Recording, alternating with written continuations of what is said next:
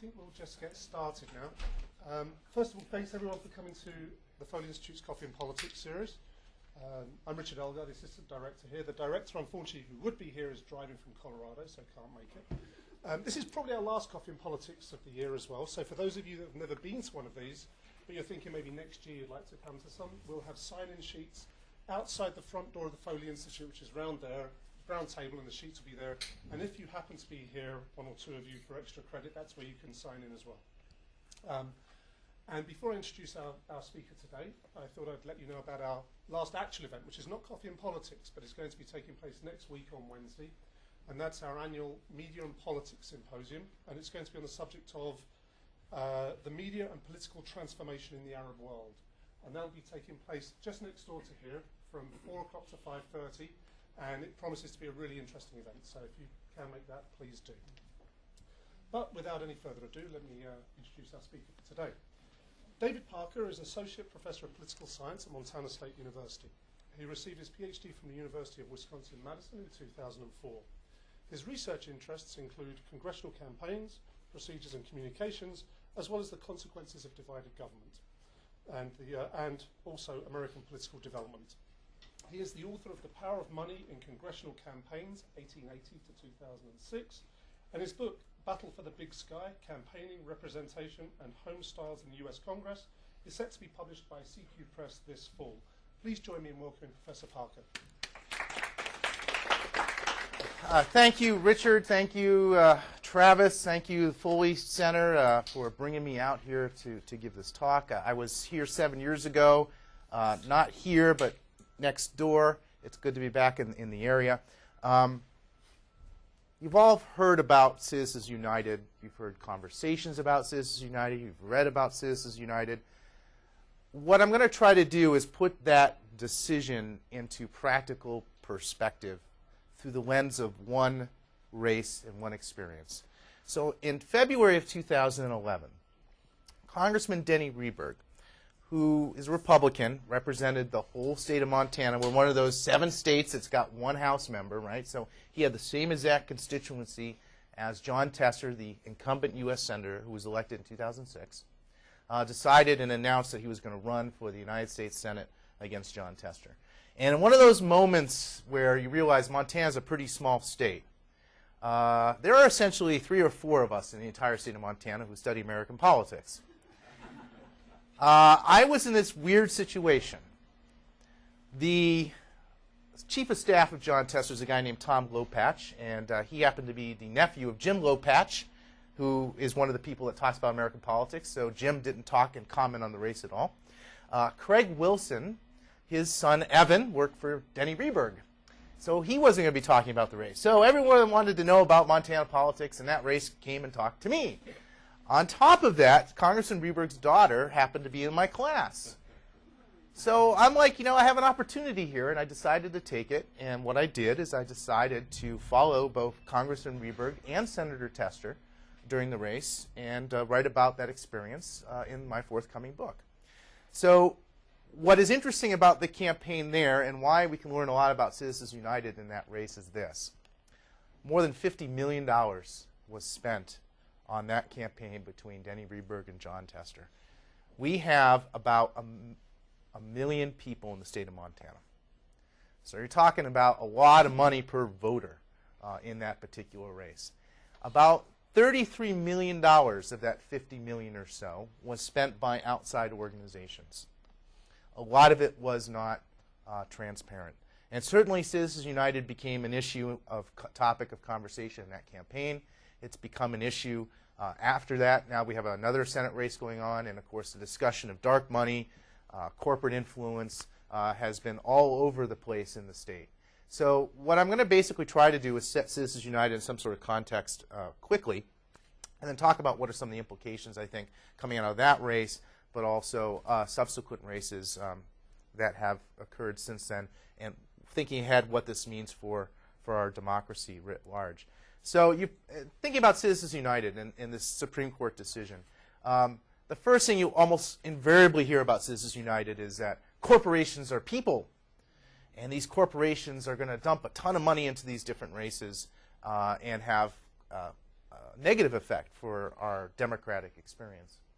In fact, one of the things that Senator Tester has done after the campaign is he co-sponsored, as soon as he was reelected in the new Congress, a bill with Senator Baucus at the time to basically put a new amendment to the Constitution declaring that corporations and labor unions are not people. That's the other point I want to make. You always hear about the corporate boogeyman. Labor unions were helped a lot by this decision as well. The second thing I should say about the decision is if you read the decision, it's not so much that corporations and labor unions are people.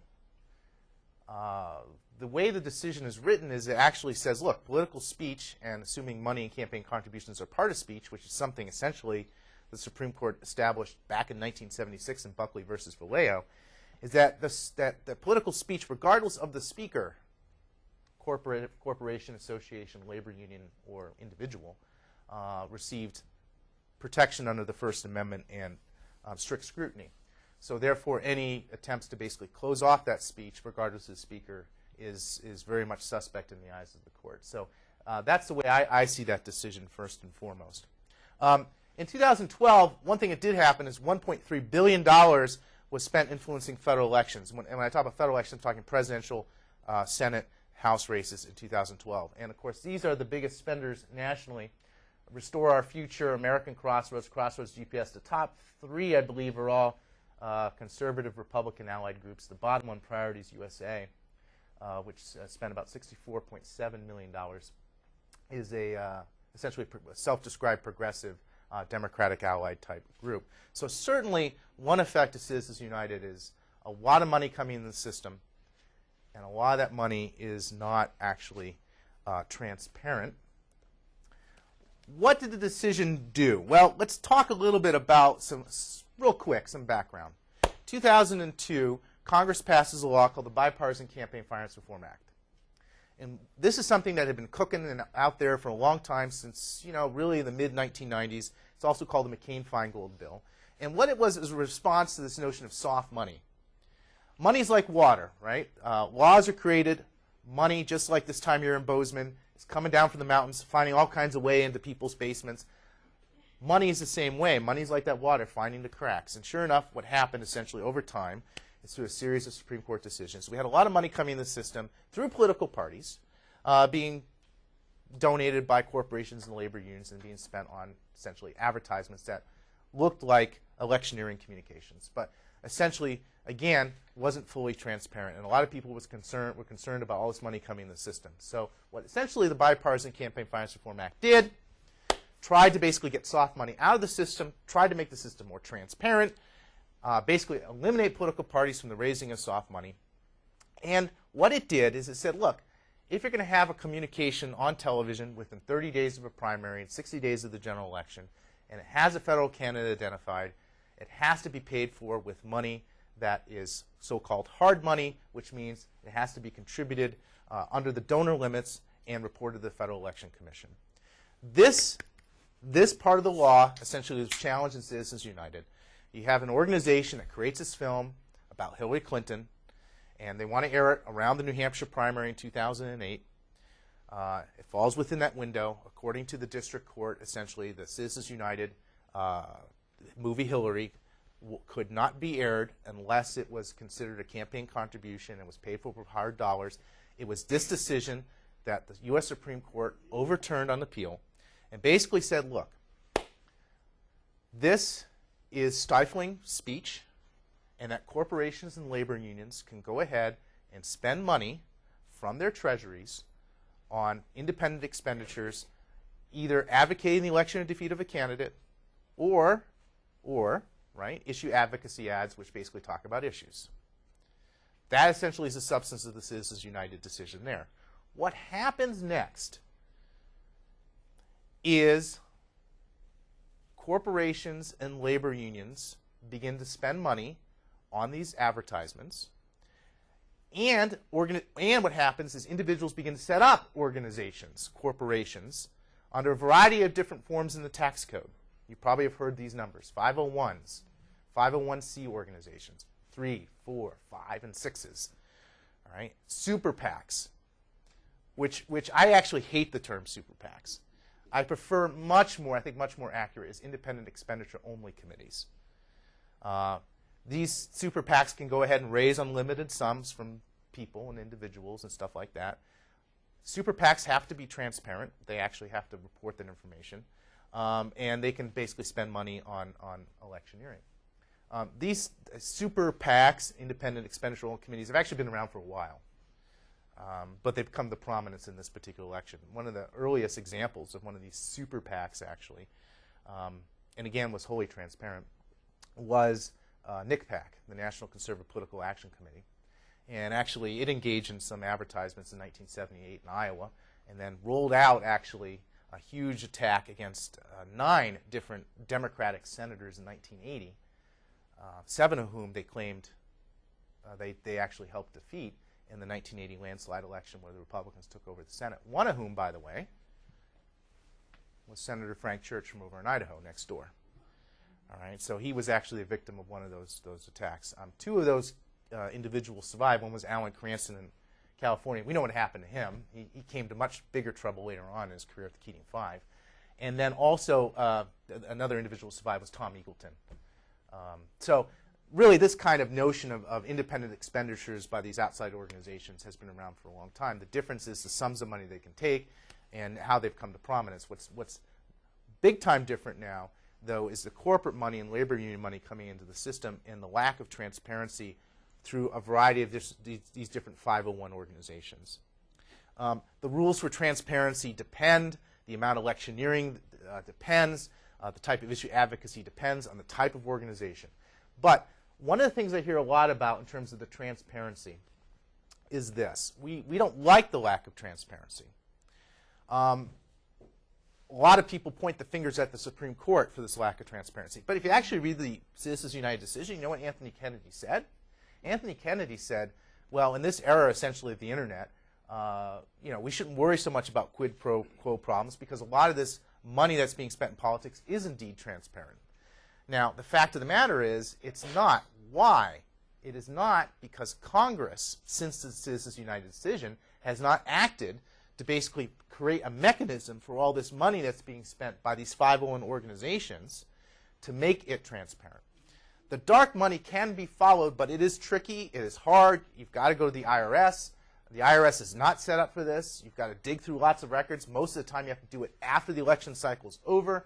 And still, even then, you're not going to find out much information about the donors because some of these organizations don't have to disclose their donors, especially the big trade associations like the Chamber of Commerce and a number of these social welfare organizations don't have to disclose their donors. So the upshot, really, of Citizens United is this.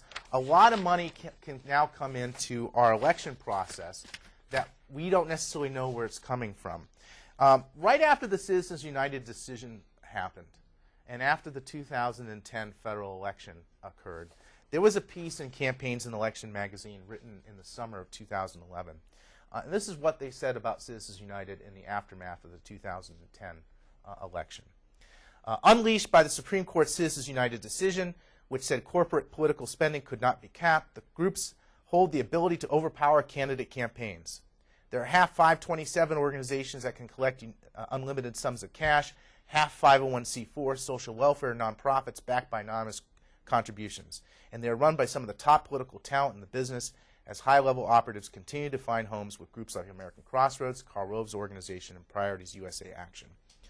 Now, in the aftermath of the 2000 election, where Republicans picked up some seats in the Senate and they dramatically picked up the House of Representatives in one of the kind of biggest swings we've seen in recent era, a lot of commentators pointed to the consequences of Citizens United and say Citizens United helped Republicans do this.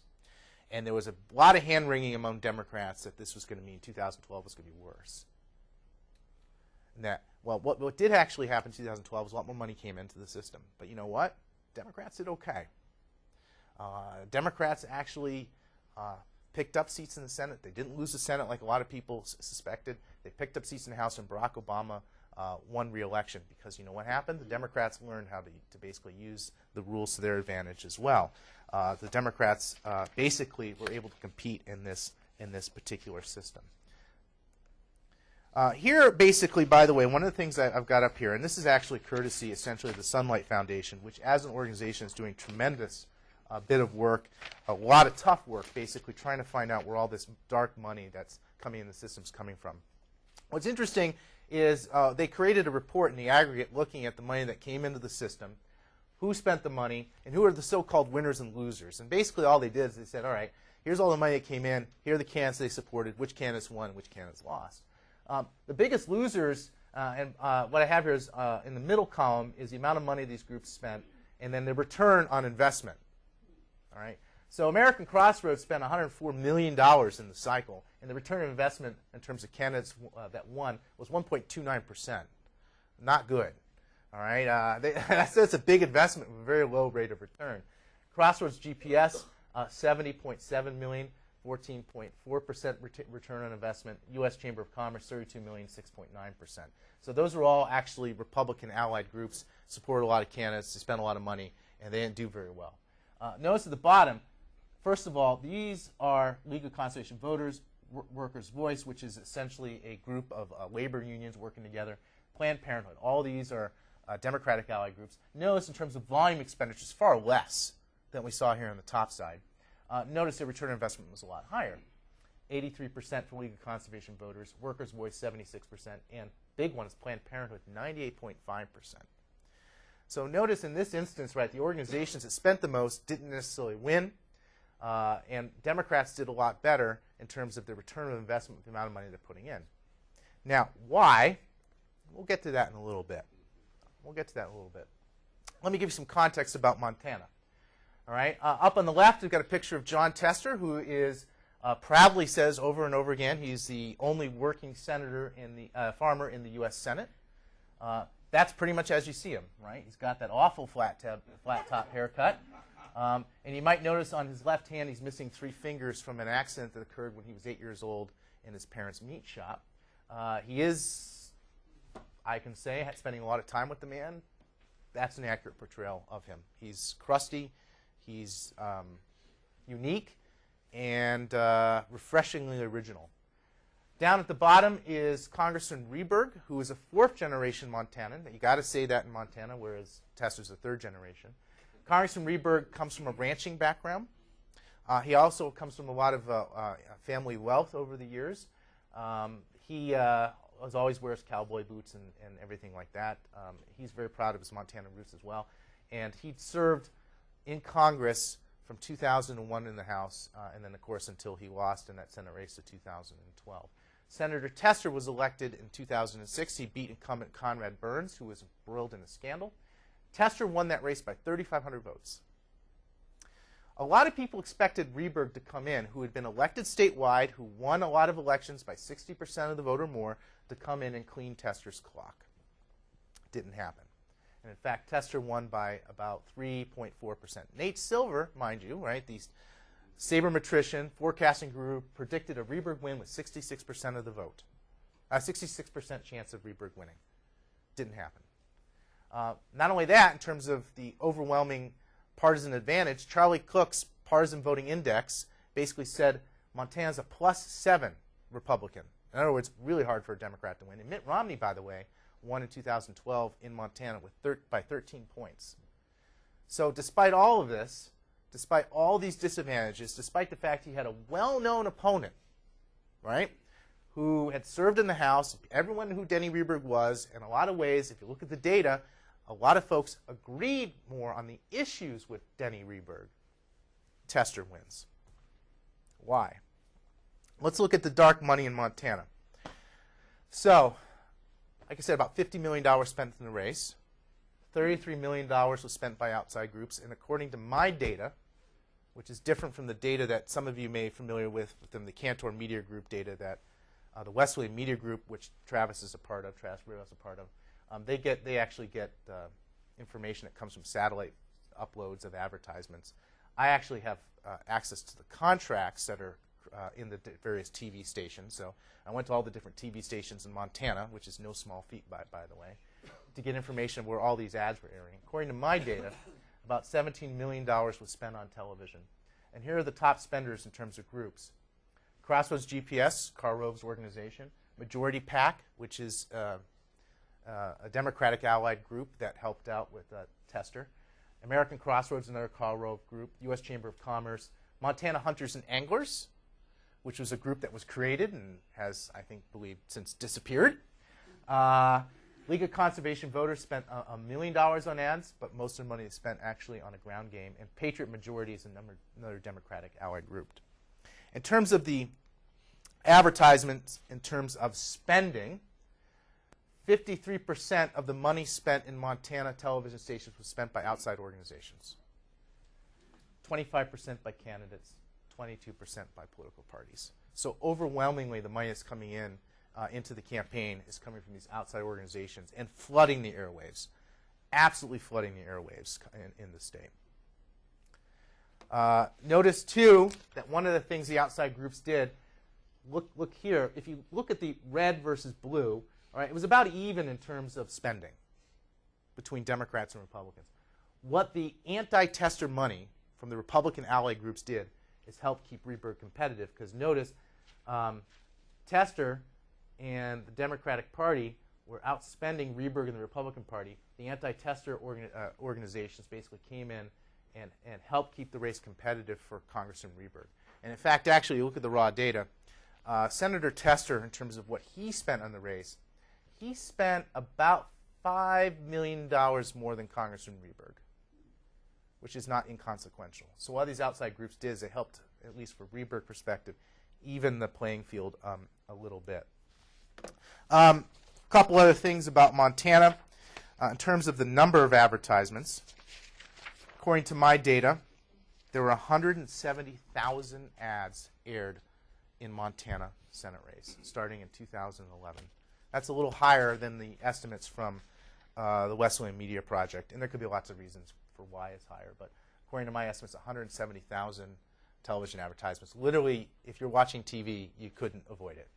Unless you turned it off or muted it, the ads were all over the place on television during the election. So what's the effect of all this money coming out of Citizens United in Montana? What are the consequences for campaigning? And how did this help or hinder Senator Tester's reelection effort? Let's talk about consequences. How many people think campaigns seasons go on too long? How many people think they're too long? Okay, some. I think they're not long enough. I want more, personally. But folks that complain about the length of campaigns in the United States relative to other countries like Britain, right, where it's short and sweet and a very narrow window. All right, our campaigns are quite long. Citizens United consequence number one. You don't like long campaigns, tough, because they're going to get longer. They already have. One of the things I did do, and again, courtesy of the Wisconsin Advertising Project and the Wesleyan Media Project, I was able to actually look at data about when advertisements started in a Senate races and who sponsored the first ads.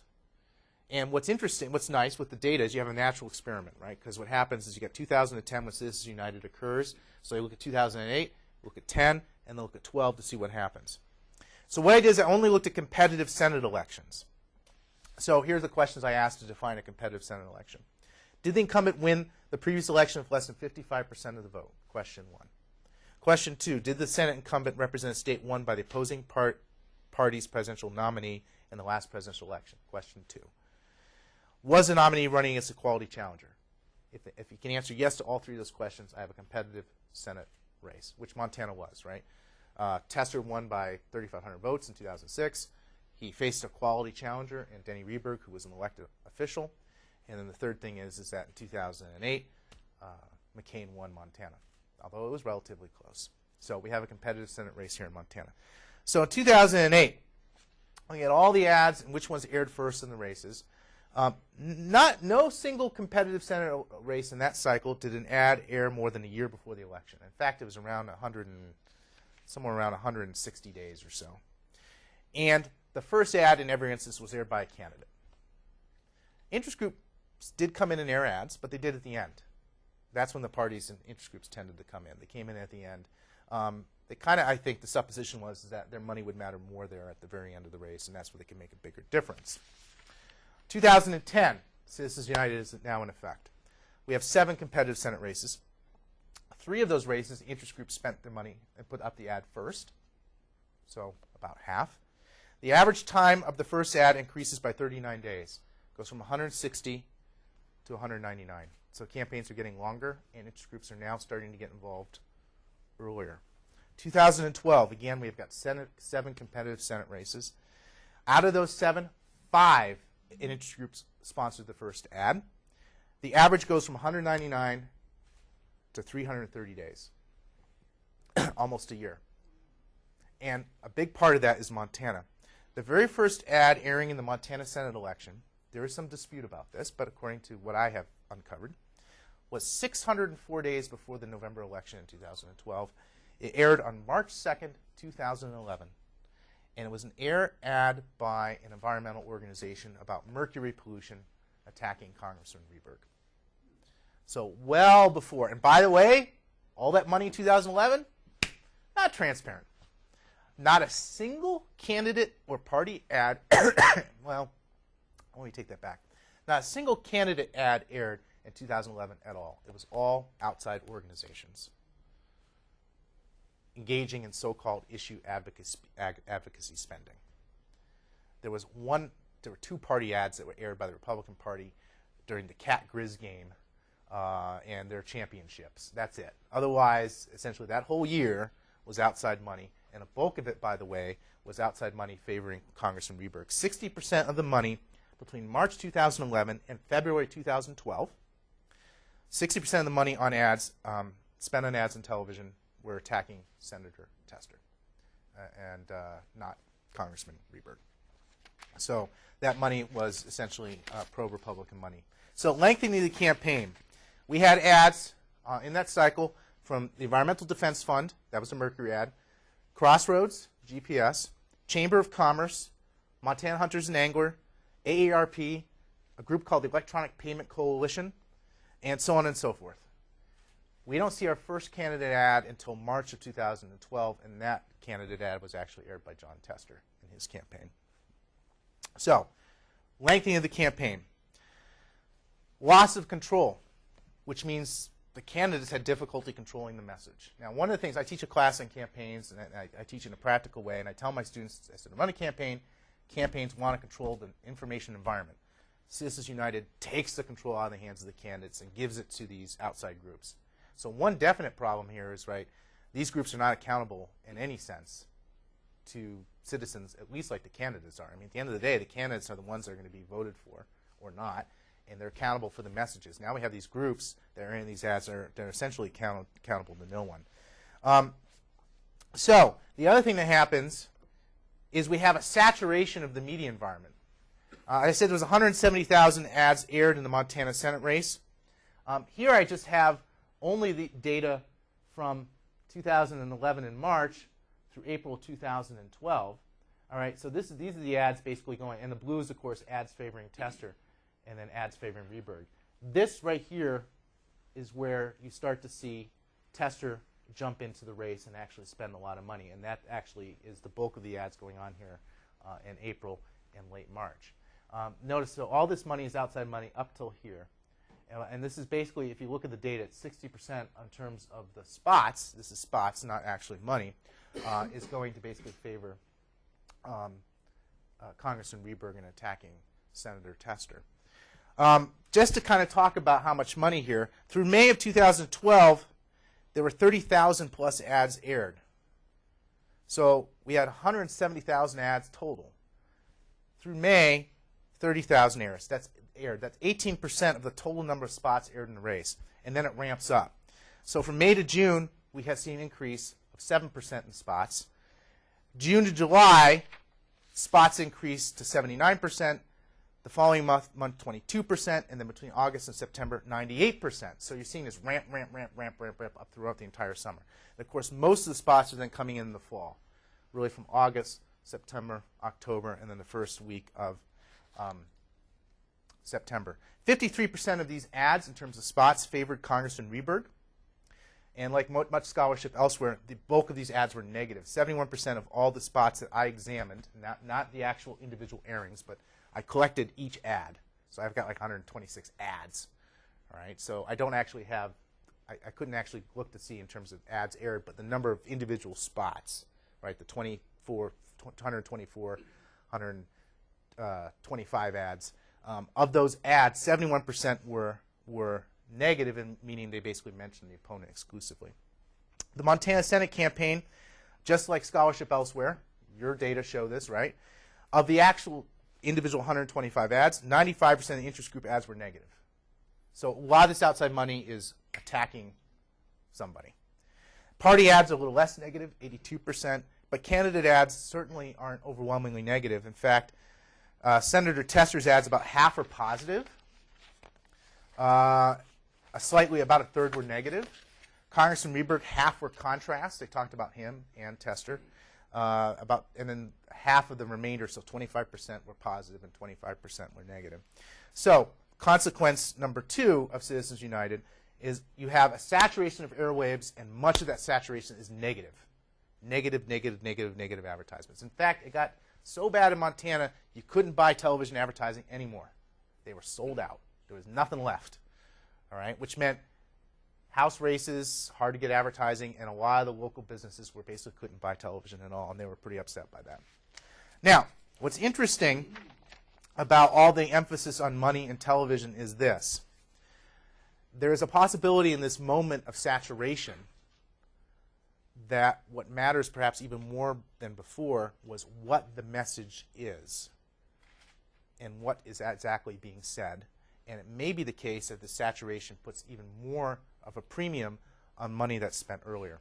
So for example, a number of groups basically attacked Senator Tester for voting with Barack Obama 95% of the time and voting for Obamacare. This was the refrain in like every single attack ad that you saw over and over and over and over again. And these were also basically a lot of the attacks that were being used by the Rehberg campaign against Senator Tester. You were inundated with this message over and over and over and over again. It wasn't distinctive, and people, and by the way, Rehberg's polls, I had access to them, people learned this number. They learned this 95% number, and they, you know, over time you saw the number of people saying that John Tester voted with Barack Obama 95% of the time increased. So there was voter learning, right? This happened. But it didn't matter. It didn't seem to move Tester's numbers at all. Tester, in terms of favorability during the entire campaign, his favorability rating stayed high and relatively flat. Why did they stay flat? I argue it's because of John Tester's ads in his message. He built a brand.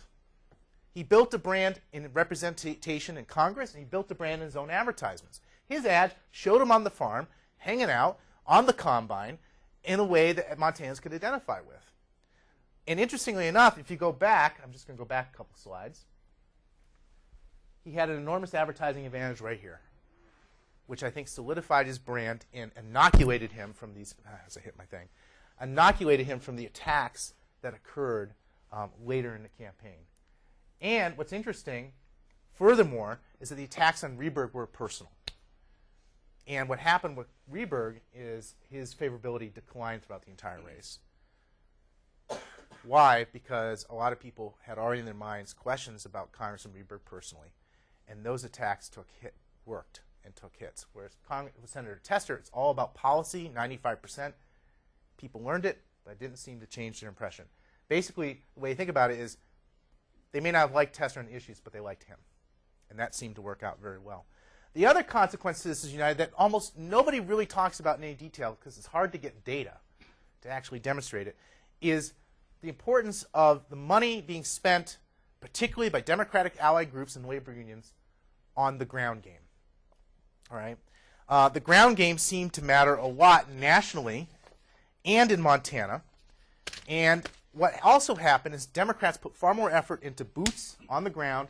Republicans used phones. And this was also the case in Montana. And what does the research show on get-out-the-vote operations? Phones don't seem to work very well. Ground game does. Democrats use that in combination with analytics, sophisticated data analysis of voter patterns, to contact them with specific messages. So first of all, anecdotally from what I could tell, Democrats seem to do much more of a ground game in the state than Republicans. Here's a quote from the League of Conservation Voters, the Montana Conservation Voters Executive Director, Teresa Kavanagh, who I interviewed. She said that the League knocked on 273,643 doors in Montana. That's a lot of doors in Montana. 31,186 people to vote by mail, and turned out 7,648 additional voters who did not vote in 2006. According to the numbers, 84% of those contacted by either the League of Conservation Voters and the Montana Conservation Voters registered to vote by mail. The average across the whole state of Montana in terms of registering by mail is 59%. So you see an increase there. The people they contacted did register to vote. Additionally, they had a higher return of absentee ballots. So statewide, the average is 92% of those requested an absentee ballot returned it. Those contacted by the League initially to register and then recontacted when they got their ballots, 94% of the members of the Montana Conservation Voters returned their ballot, and 93% of those low propensity voters, so these are people not inclined to vote, but contacted by the Montana Conservation Voters, returned their ballot by mail. So a small effect, but these small effects can add up. By comparison, voter turnout among all registered voters in 2012 in Montana was 72%, and in strong Democratic precincts, only 64% of registered voters did in fact vote. Here's the other secret about Citizens United. Using data analytics and a message and using the power of shaming, you can actually have an effect. The League of Conservation Voters sent out a letter saying, hey, you didn't vote the same percentage as your neighbors. Shame on you. Go out and vote.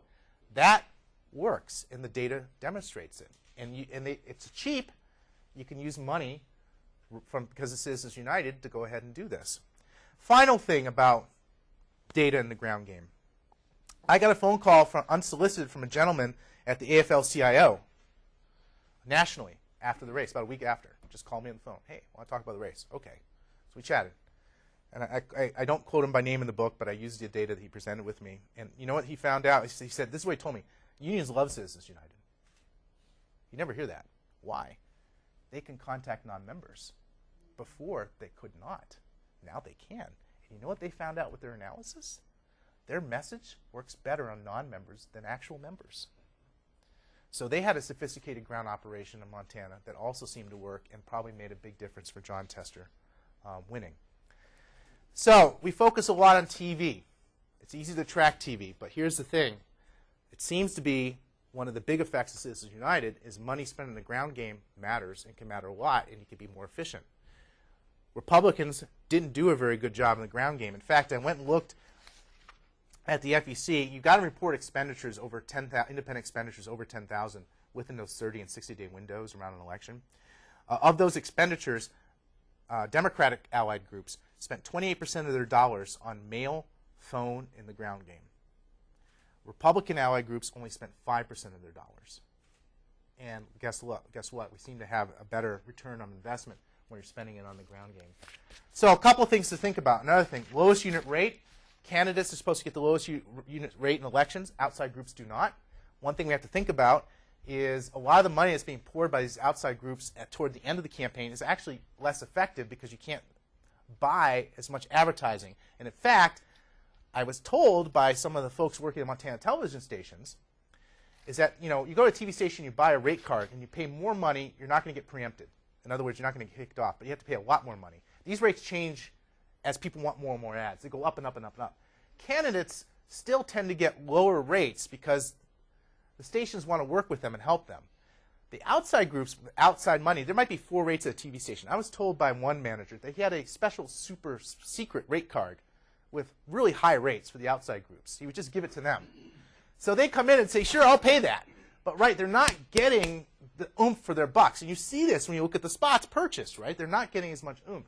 So one thing is, I think campaigns are going to get even longer. More money is going to go into other areas besides television. Early spending might matter a lot more than later spending. That seems to be the case here in the Tester-Rehberg race. The final thing is, I think, with social fragmentation, as we become less together as a community, I think television can matter a lot more, and what can matter is face-to-face contact. So I think actually in an environment today where we're, in a weird way, isolated from our communities more, because we're narrowcasting and getting into smaller groups, a knock on the door can matter more, can be more effective. And I think also what's also more effective and demonstrated is Richard Fenno told us many years ago that representational relationships with members of Congress and constituents matter a lot, that they endure and they have consequences. I think the Tester-Rehberg race is an example of that. It was Tester's relationship with Montanans, which was more substantial, where he was seen more positively, that had a bigger effect and helped him win. And that's why he won, even in an environment where the dark money was coming into the state and overwhelming the state. It was those relationships which mattered more, and I think that's why Tester won. So I would be cautious thinking about the effects of Citizens United in the end. It's more complicated than I think we would expect. And I'd love to take some questions. Yes, ma'am. What do you think about the recent decision in favor of McCutcheon by SCOTUS? So the McCutcheon decision is great. It's interesting. It came out, I thought it overturned all the limits, but that was a bad headline. It does not. It overturns those aggregate limits. Some people have gone and attacked that and put that in the same place as Citizens United. I would say this. Here's the good news. Now it allows more money to come in and be transparent because all that money has to be reported. That's good. The other thing that it potentially does is political parties, I think, have been adversely affected by Citizens United.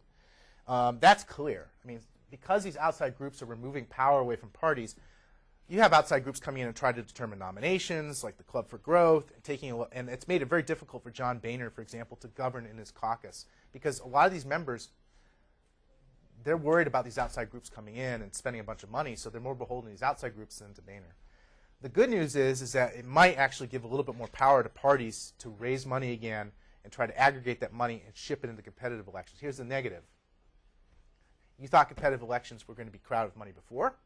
Now we have all the special interest money coming in, courtesy of Citizens United, and now we can have more hard dollars. So theoretically, what I could do as a donor, right, I can give money to, I don't know, Charlie Rangel, who's not going to have a competitive general election at all, and then Charlie Rangel could then funnel that money into a competitive House or Senate race like Montana.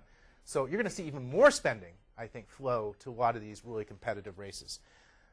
I don't think you're going to make $50 million in Montana for a variety of reasons, but in other places I think you're going to break bigger records. So I think McCutcheon's mixed. I mean, it's been attacked by some.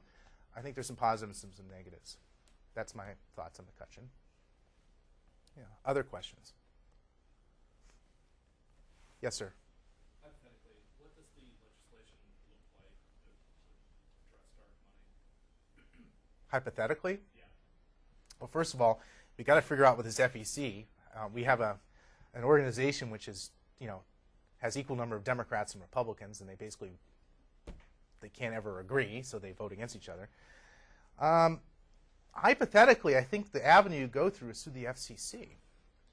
Put a regulation that money that's being spent on television, in order to get access to that TV time because it's a public good, you've got to meet certain requirements, which means you spend the money on television, you've got to basically say where the money's coming from. So I would think that and empower the FEC and put some real enforcement mechanisms. The problem is, and the reason why I'm so pessimistic about this, I'm not convinced there's a will to do anything about it because campaign finance, although very important, not sexy, then there's another problem. We have a divided government. They can't pass anything. So even if they could agree, it's probably not going to get through the Senate or the House and not get signed by the president. I mean, they could barely pass, money to fund the darn government. I can't imagine them actually doing consequential citizens campaign finance reform. So I'm so pessimistic because really, I think the only thing that could lead to a change would be a dramatic Herculean scandal.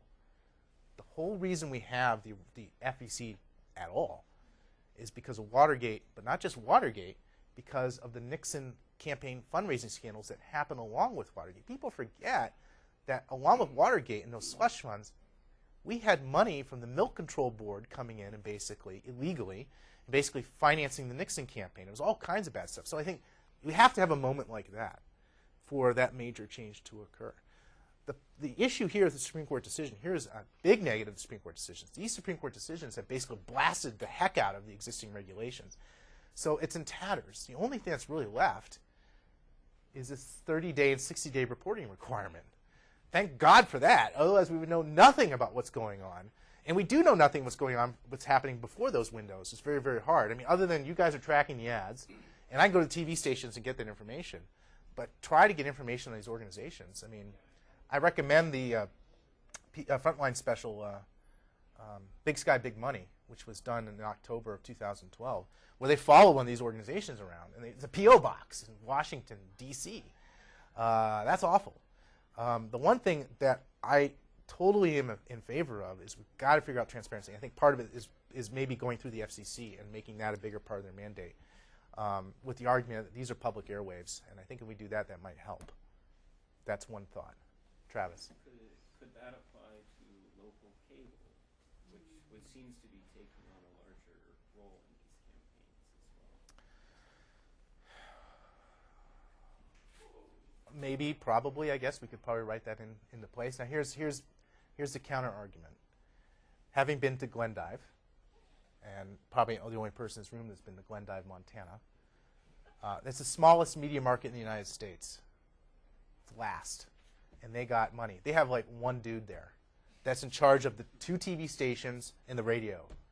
And they're basically saying, the FCC says, you got to have this stuff that's going to be put online almost instantaneous. They're like, we don't have the resources to do that. So that's the difficulty there, is that a lot of these cable companies, they don't have the resources to be as transparent as we would like. So we've got to figure out a way to help them. Now, on the other hand, that's a bunch of crying crocodile tears. You know how much money these TV stations made in the cycle? Let's put it this way. My Bozeman affiliate, where I usually go do media interviews, they have a whole new TV studio, courtesy of John Tester, Denny, Rehberg, and Dark Money. So I'm like, come on. You could probably put some money towards transparency if you can afford a damn new TV station. But places like Glendive, I think it's a serious problem. You have to get a lot more money, but I don't think that money is going to necessarily offset the costs they would have to actually comply with these transparency regulations. I want it, and certainly, at least, I mean, Congressman Rehberg has always said he wanted transparency as well. He disagreed with Tester. He supported the decision, but he wanted transparency. So, thank you. Yes, sir. I often read that raising money starts the day after a person's elected into office. Do you see any solutions for that in regard to this? I understand that many representatives, congressmen, spend much of their daily time in meetings around money. Yeah, they do. In fact, the Democratic Senatorial Committee has an office right across the street from the Hart Building. It was great for Tester. He's in the Hart Building. Down the elevator, across the street, raise money. Do I think that's going to change? I think it's going to get worse. How do you deal with $33 million coming from out of state? Now, the good news is, as a candidate, your money will go further because of the lowest unit rate.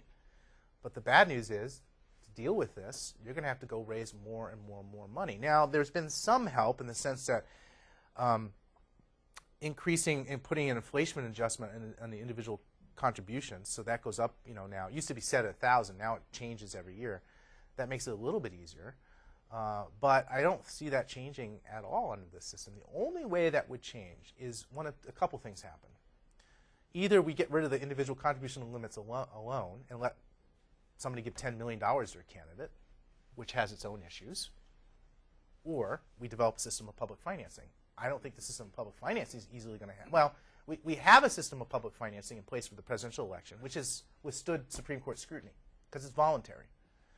The negative is no one uses it anymore because they don't have to. And in fact, they can raise a heck of a lot more money unrestricted. So either that system's got to be rejiggered in such a way to make it more palatable or attractive so folks don't have to go out and raise the money. I mean, I don't know a single candidate that likes it.